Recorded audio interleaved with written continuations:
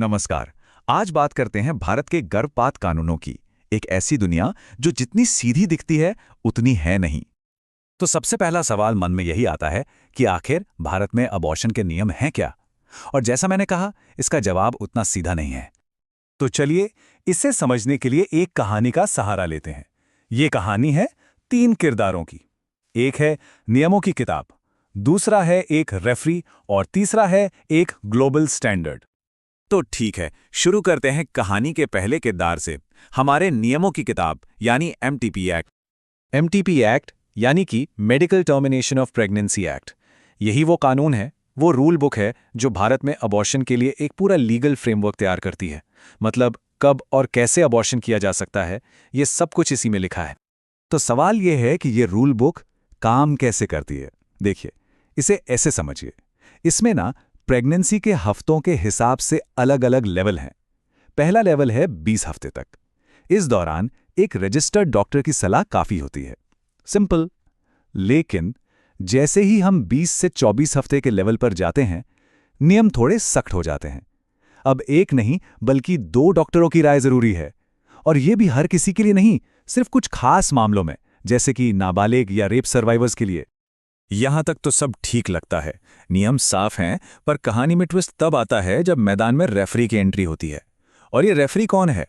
हमारी अदालतें, जो कभी-कभी इन लिखे हुए नियमों को जरूरत के हिसाब से थोड़ा बदल देती हैं। 24 हफ्ते, ये नंबर बहुत जरूरी है, इसे ध्यान में रखिएगा, क्योंकि कानूनी तौर पर यह एक तरह की लक्ष्मण रेखा है, एक डेडलाइन। लेकिन सवाल यह है, क्या इस रेखा को कभी पार किया जा सकता है? ज्यादातर मामलों में तो नहीं, यही कानूनी ऊपरी सीमा है। पर जैसा कि हम देख रहे हैं, ये कहानी इतनी सीधी नहीं है। और यहीं पर हमारा रेफरी यानी सुप्रीम कोर्ट एक्शन में आता है। कुछ बेहद असाधारण मामलों में कोर्ट ने इस 24 हफ्ते की सीमा को लांघने की इजाजत दी है। कौन से मामले? जैसे कि नाबालिगों के केस, रेप सर्वाइवर्स, या फिर ऐसे मामले जहां भ्रूण में कोई ऐसी गंभीर मेडिकल प्रॉब्लम हो जिससे बच्चे का जन्म के बाद एक स्वस्थ जीवन जीना लगभग नामुमकिन सा हो। ऐसे में कानून की किताब से ज्यादा कोर्ट मानवीय आधार पर फैसला लेता है। तो हमने रूल बुक देख ली, रेफरी को समझ लिया। अब आते हैं कहानी के तीसरे और आखिरी किरदार पर, ग्लोबल हेल्थ स्टैंडर्ड। यहां पर वर्ल्ड हेल्थ ऑर्गेनाइजेशन यानी WHO एक बिल्कुल ही अलग तस्वीर पेश करता है।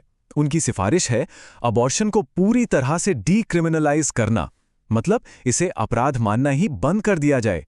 ये एक बहुत बड़ा और मजबूत स्टैंड है। तो ये डीक्रिमिनलाइजेशन, इसका असली मतलब क्या है? इसका सीधा सा मतलब है कि अबॉर्शन को क्रिमिनल लॉ से बाहर निकाल दिया जाए। इसे एक क्राइम की तरह नहीं बल्कि एक हेल्थ इशू, एक स्वास्थ्य से जुड़े फैसले की तरह देखा जाए। और ये जो फर्क है ना, वो यहां साफ दिखता है। एक तरफ है भारत का MTP एक्ट, ये जेस्टेशनल लिमिट्स मतलब हफ्तों की समय सीमा लगाता है और इसे एक कानूनी प्रक्रिया मानता है। वहीं दूसरी तरफ है WHO की सिफारिश, जो कहती है कि सभी समय सीमाओं को हटा दो और इसे पूरी तरह से एक हेल्थ केयर का मामला बनाओ। तो अब हमारे पास 3 अलग अलग ताकतें हैं, हमारी रूल बुक, हमारा रेफरी और एक ग्लोबल स्टैंडर्ड। इन तीनों के बीच इस कानून का भविष्य आखिर किस दिशा में जा रहा है? देखिए, ये पूरी कहानी का एक निचोड़ है। MTP एक्ट यानी हमारे रूल बुक, जो कानून और नियम बनाती हैं। फिर आता है सुप्रीम कोर्ट, हमारा रेफरी, जो केस टू केस बेसिस पर अपने विवेक का इस्तेमाल करता है। और फिर है WHO का ग्लोबल स्टैंडर्ड, जो कहता है कि इसे स्वास्थ्य के नजरिए से देखो, कानून के नहीं। तो यहां सबसे जरूरी बात समझने वाली यह है कि भारत का अबॉर्शन कानून कोई पत्थर की लकीर नहीं है, ये स्थिर नहीं है। ये एक लिविंग ब्रीदिंग फ्रेमवर्क है, एक ऐसा ढांचा जिसे ये तीनों ताकतें लगातार खींच रही हैं, बदल रही हैं और एक नया आकार दे रही हैं।